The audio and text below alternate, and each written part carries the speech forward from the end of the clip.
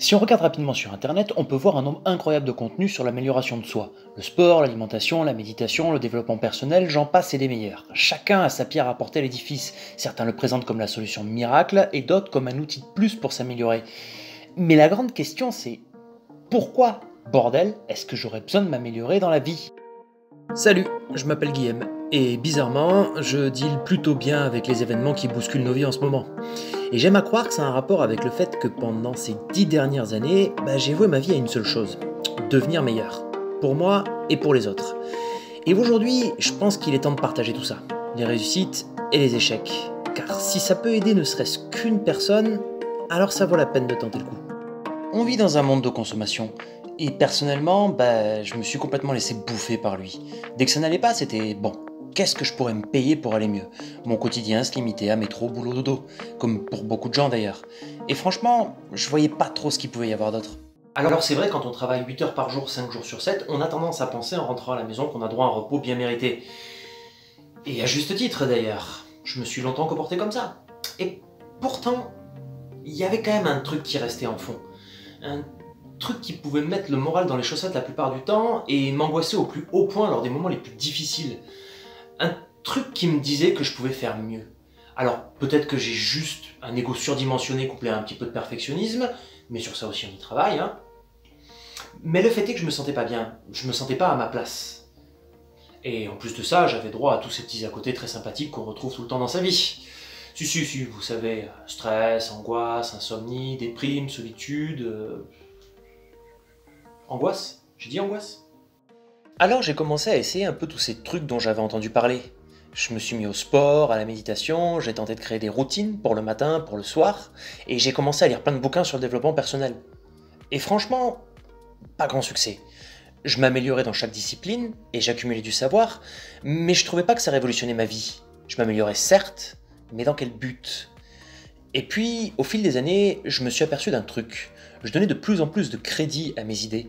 Ce qui m'aurait semblé n'être qu'une lubie il fut un temps, devenait de plus en plus réalisable. Disons que je ne voyais plus les obstacles comme des murs insurmontables, mais comme des problèmes à résoudre. Et surtout, je commençais à aimer ça en fait. D'en résoudre des problèmes. Ça a commencé très simple, hein, genre changer de taf. Mon patron ne pense qu'au pognon et en a rien à foutre de ses employés. Ok, on partage clairement pas les mêmes valeurs, j'ai rien à faire ici. On me propose un taf, 10 heures par jour, mal payé, aucune évolution possible. Ok, même si ça fait des mois que je galérais et que j'étais enfin content qu'on me propose un taf, la réponse est toujours non en fait. Et c'est pas facile, hein. Chacun de mes choix, j'ai dû le remettre en question une bonne 50aine de fois après coup. Mais je sentais que quelque chose changeait en moi. Et pour ce qui est des à côté comme les angoisses et la solitude, j'irais pas jusqu'à dire que tout a disparu comme par magie, mais je prenais les choses différemment aussi. Et surtout, je commençais à pouvoir agir concrètement dessus. En plus qu'avec le temps, toutes les habitudes que j'avais mises en place devenaient de plus en plus faciles à réaliser et me demandaient de moins en moins d'énergie. J'en profitais donc pour en rajouter d'autres et essayer encore d'autres choses. Et là, j'ai commencé à comprendre. J'ai compris à quoi ça pouvait bien me servir tout ça. Il n'y avait pas de remède miracle pour se sentir au top tout le temps ou pour connaître l'opulence sur tous les aspects de sa vie. Par contre, il y avait bel et bien un chemin. Une voie à prendre qui pouvait m'amener vers quelque chose de plus grand, de plus épanouissant, et à ce qui me ferait vibrer dans la vie. En fait, ça ne menait pas au bonheur absolu ou à la non-souffrance totale, ni même à une épiphanie du genre « j'ai trouvé ma voie ».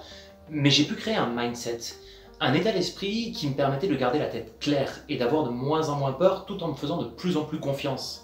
De comprendre l'utilité de mes sentiments, aussi bien les positifs que les négatifs, et d'affronter chaque épreuve de la vie avec la volonté d'en tirer le meilleur. Et en ce moment, c'est un putain de taf. Et ce qu'il y a de mieux dans tout ça, c'est qu'en fait, j'étais pas le premier à passer par là. D'autres gens avaient déjà emprunté cette voie et y avaient laissé des repères pour que les fraîchement débarqués comme moi puissent avoir une idée de la route à suivre. Mais ce qu'il faut garder en tête, c'est que le chemin qu'on choisira ne ressemblera à aucun autre. Il peut y avoir des ressemblances et des similitudes, mais chaque pas que l'on fera nous sera propre et intime. On peut s'inspirer ou se faire guider pendant un temps, mais il arrivera toujours un moment où il faut lâcher la main qui nous sécurise et faire le grand saut.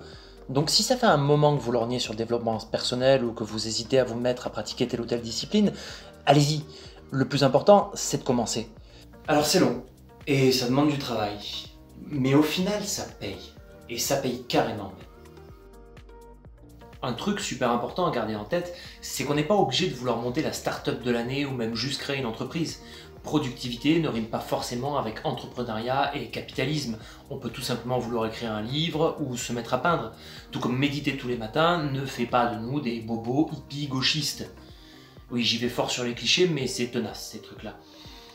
Le plus important avec cet état d'esprit, c'est que, quelle que soit la passion qui nous anime, ça nous donne la volonté et le courage de vouloir en vivre. Et ça, c'est très important. Franchir le pas.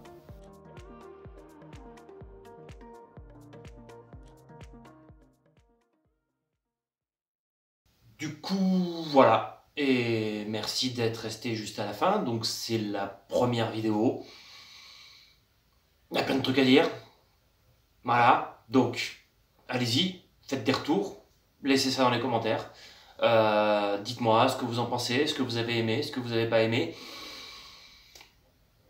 Ce qu'on va faire ici, c'est qu'on va essayer de décrypter un petit peu tous les passages par lesquels je suis passé, parce que ma démarche, c'est juste que j'ai toujours entendu plein de trucs, j'ai toujours entendu plein de gens dire plein de choses sur le développement personnel, sur comment réussir son entreprise, comment réussir dans la vie, comment vivre sa vraie vie. Enfin bref, voilà, tout ça, moi, ça m'a toujours paru du flan, et même quand je m'y suis mis pour de bon, ça me paraissait quand même assez étrange et toujours un peu inaccessible et flou. Du coup, j'ai cherché, j'ai fouillé et je suis allé voir d'autres gens, des gens qui en parlaient différemment, qui avaient d'autres approches. Et je pense même si le résultat ressemble un petit peu au même pour chaque personne, on va tous réagir très différemment. Et ce que je vais pouvoir apporter ici, c'est la vision de quelqu'un qui était super réfractaire à ça au début et qui finalement a été un petit peu forcé de constater les résultats super cool et bénéfiques que ça en sort. Du coup voilà, j'espère que ça vous a plu, j'espère que vous en regarderez d'autres, et je vous souhaite une bonne journée. Ciao.